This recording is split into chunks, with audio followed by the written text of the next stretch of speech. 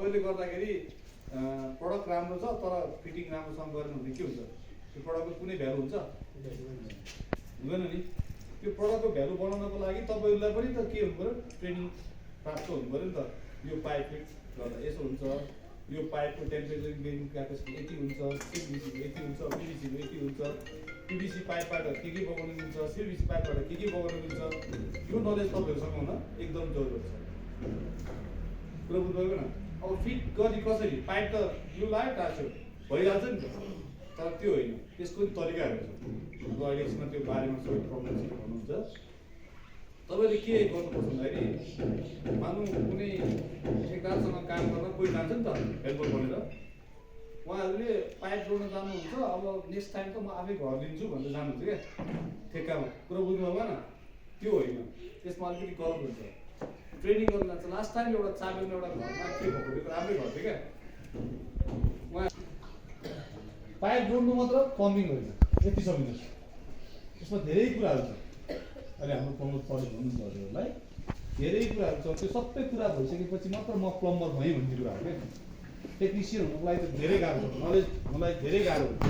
त्यो नलेज प्राप्त गर्नको लागि हजुरले अलिकति सिन्सियर भएर पाइप जोड्ने बेलामा तपाईँहरूको हेल्परले पाइप लगाउँछ, त्यसरी सर्ट लगायो, सर्ट छिरायो, त्यो त्यसलाई भन्दा त्यसलाई त्यहाँ टेक्निक छ, घुमाउनुपर्छ, अलिकति गर्नुपर्छ, सबै कुराहरू भन्नुहुन्छ सरले। सबै कुराहरू जान्नुपर्छ अनि मात्र टेक्निसियन होइन। त्यसपछि अब मानौँ तपाईँले कुनै क्लाइन्टसँग गएर डिल गर्नुभयो, म तपाईँको घरमा पाइप म गर्छु, पम्पिङको काम म गर्छु, मलाई दिनुहोस् भन्दाखेरि त्यो घरमा डिल त त्यतिकै त पाइँदैन होला। तिमीले कसरी गर्छ के गर्छ सोच होला नि त। त्यो बेलामा उत्तर दिन सक्नुपर्छ। त्यो बेलामा मैले जिउ लाउने तात्ति त्यतिको त्यो होइन, त्यो पम्पिङ होइन। पम्पिङ भनेको त यो घरमा बैठक कोठा होला नि त। त्यो बैठक कोठामा माथिबाट पानी फ्लस गर्दाखेरि त्यसमा साउन्ड नआउने त्यतातिर एउटा पाइप राख्नु पऱ्यो। अनेक छ क्या।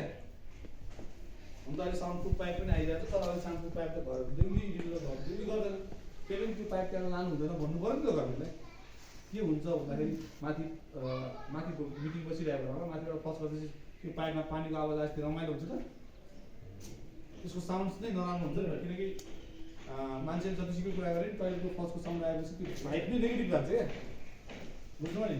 त्यस कारण चाहिँ अब कसरी गर्ने, पम्पिङ गर्ने कसरी, पम्पिङलाई स्मार्ट बनाउने कसरी, तपाईँले जस्तै धेरै मासबाट त लिसन होला। हो स्मार्ट पम्पिङ चाहिँ चाहियो क्या हामीलाई।